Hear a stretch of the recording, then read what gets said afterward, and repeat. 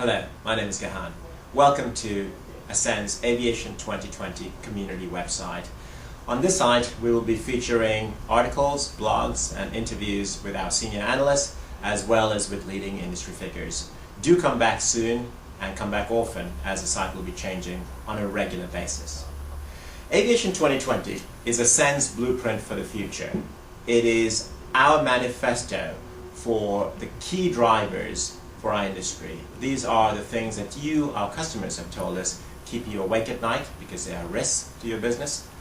And they're the things that get you excited during the daytime because they are the opportunities that you face in the near term.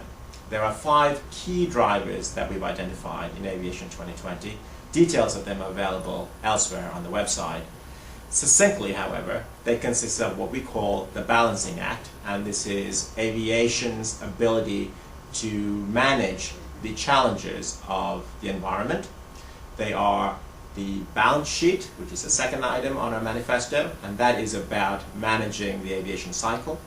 Number 3 is what we call uncertain science. It is a reference to exogenous shocks to the industry, like the credit crunch or the threat of terrorism and security alerts. Number 4 is changing fortunes, and this is a reference to the innovation we see in the business models surfacing in our industry, as well as the impact from new markets that are being opened up in Asia and the Middle East. And last but not least, size matters, which is a reference to the new generation of aircraft coming onto the marketplace, the A380, the 787, the replacements for the narrow-body aircraft that we expect to see in the near future. Gahan, 2012 is when aviation joins the European Emissions Trading Scheme. What should airlines flying in and out of the EU be doing now in preparation? This is an area of some confusion, and Ascend has been following it closely for several years now. What is very clear is that all airlines need to appoint a certified verifier to substantiate their emissions, and that report from a certified verifier needs to be submitted by the end of March 2009. What is also clear is that ultimately the legal liability for meeting the obligations under the emissions trading scheme fall on the owners of the aircraft. So lessors and financiers also need to be aware of their potential liability here.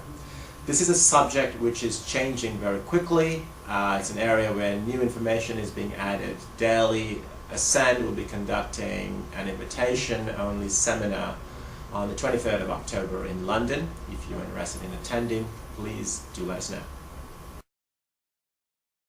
Given the unprecedented market conditions with huge rises in the prices of fuel and falling passenger numbers as people start to tighten their belts, what are the ramifications for aircraft being laid down? We estimate that to the end of 2009, 946 commercial aircraft, so jets and turboprops, will be laid down. That is an unprecedented number. 50% of these aircraft are narrow bodies, including 200 classic 737s. Many regional jets are also facing the axe. These include 53 ERJ-145s and 80 ERJ-135s. The US is taking the biggest hit, but no region is immune from the impact of weakening economies and high fuel prices. Which aircraft types are most vulnerable in current market conditions? Well, the MD-80 is the most inefficient in our analysis, and the number in storage continues to rise almost daily, driving down values, of course. 737 Classics built in 1997-98 are also suffering from the last of the line effect.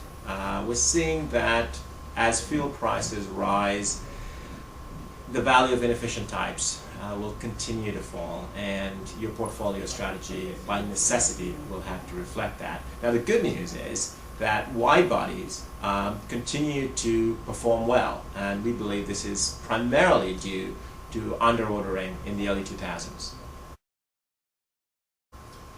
Amidst the gloom of capacity cuts and laying down of aircraft, what's the good news for the industry?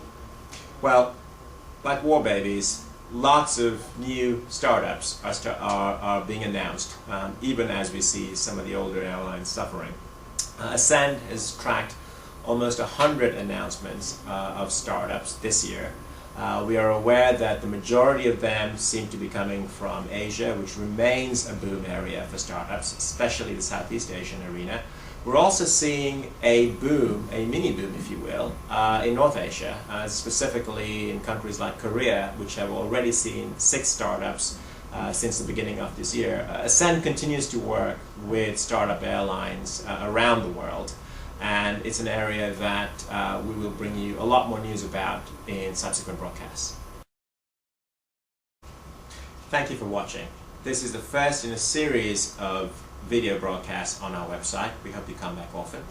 My colleagues and I will be traveling in Asia, Europe and North America over the next few months. We hope to see many of you in person. If you would like a more personal perspective on any of the issues discussed today, or if you would like somebody from Ascend to visit and brief your colleagues as well as your customers, do let us know. We'll see you soon. Bye-bye.